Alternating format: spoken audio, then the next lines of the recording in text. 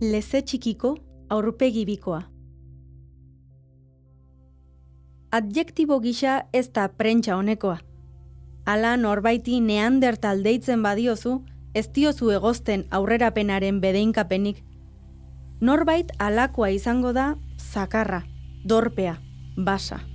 Akaso aurrerabideak azaltzen du hoberen giza historia, baina Rupert Ordorikak zalantza egiten badu aurrerabide terminoaren balioaz, nor ote gara besteok determinazio erabatekoak azaltzeko. Oroitzen dut nola sartzen ginen Arrasateko Garagartza auzoan den Leze txikiko kobara. Artean giltzarrapoz itxitako aterik etzuelarik. Niri balio izan zidan espeleologia errespetatzeko. Iluntasunaren eta barrunbeen izuak nigan dardara eragiten zuen maila berean. Kosta egiten zitzaidan sinestea, artean mutiko kozkor batzuk besterik ezkinenean, inor halako tokitan bizi zitekeenik. Hotz handi batek, zerk bestela, eraman zezakeen inor halako toki bihurritura. Izu nintzen ea harrapaturik geratu eta ezin izango ote nintzen sekula atera kanpora. Akaso, izu hori uste baino partekatuagoa da, eta horregatik harrobiek jaten dituzte kobazuloak. Gaur egun, eta ez da halako aztarnatoki bakarra, Leze txiki zer den eta nola dagoen ikustea tristea da. Inguruan nabarmendu litekeen elementurik behinena, hauts zuria da. Inguruan duen harrobi ase ezinaren digestio astunak eragindako hautsa, dena margotzen duena. Atea itxita edukitzeagatik inoiz baino zaurgarriago dirudiko bak. Zer esango luke aita Barandiaranek hala ikusi izan balu?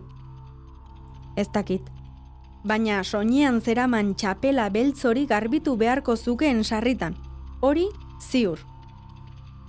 Eta saratik sarara bizia igaro zuen ataungo jakintsuari ez ezik, Jesus altunari ere zortzaio Leze txiki ezagun egitearen meritua. Izan ere, 1961 Kobako 5. maila induskatzen hasi zirenean, erdi paleolitoko lehen estratuak aurkitu zituzten, Kantauri itsasoaren mendebaldean. Uste da, eta nekez esan daitekeen arren urte zehatzik, duela 40.000 eta 200.000 urte bitartekoa dela, askotxo amonatan kontatzeko, izugarri giza denboraren eskala laburrerako. Eta aurkitutakoen artean, ezurrak alde batera utzita, harrizko erreminta bat da nabarmentzeko modukoa. Eskiztozko aurpegi biko bat, gizakiak egin zituen pieza zaharrenetakoen kastakoa. Alde bi edukitzeaz gain, hiruki forma izan ohi zuten. Alde batean punta eta kontrakoan forma borobil eta lodiagoa. Ohikoa zen, errekarriak erabiltzea horrelako tresnak egiteko, eta mozketaren bidez sorbatz luzea lortzen zen, kasu honetan, 2 aurpegietan. Erreminta mota hau oso erabilia izan zen B paleolitoan eta erdi paleolitoan, pieza zakar, simple eta eraginkorra baitzen. Eskuaizkora gisa maiz identifikatu bada ere, horretarako ez ezik, beste funtzio batzuetarako erabili izan zen. Ebakitzeko, arraspatzeko, arrailtzeko, zatitzeko. Glaziazio aroko neandertalek bizirik irauteko ezinbesteko tresna. YouTubeko bushcraft zale flipatu guztiak aho bete hortz utziko lituzkeena. 3 epetan forma emateko intentzioz landua eta ez bereziki handia. 14 zentimetro luze, 9 zentimetro zabal eta 3 zentimetro sakon. Uste dugu gaur egun bidaiatzen dugula, eta sakon errotu zaigu gure arbasoek ez zutela inoiz uzten haien ingurutxoa.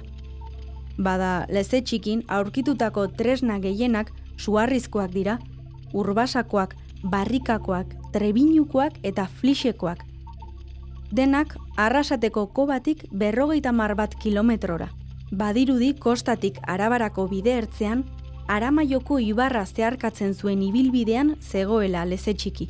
Eta Álvaro Arrizabalaga arkeologoaren hitzak aintzat hartuta, Leze Txikiko testuinguruak antzekotasun handiagoa izan zuela une batzuetan, Ebro bailararekin eta horrek Mediterraneoarekin zeukan lotuneekin, Kantauriko itsasertzarekin baino. Gaur egun, genetikari esker, badakigu neandertalen arima puska daramagula gure baitan. Hori jakin gabe ere, etxeko salako apalategian, Jean M. Auelen liburuak ikusita azigarenok, beti eduki dugu Labarretako giza jendearen mira. Nazioarteko literatura egileek ez ezik, Barandiaranek eta enparauek ere lortu baitzuten, frankismoan itoa zegoen gizarte industrial aski erdaldunduari sustraien bidea erakustea. Leze Txikiko neandertalak egungo euskaldunekin zuzenean lotzen dituena. Ziur asko errealitatearekin bat ez datorren bide bat izan arren, balio izan zigun eta balio digu garenarekin eta gure ingurunearekin beste era batean harremantzeko. Eta uzten badidazue ariketa txobinista hau egiten, arrasaten industriak sustrai sakonak dituela empirikoki frogatzeko.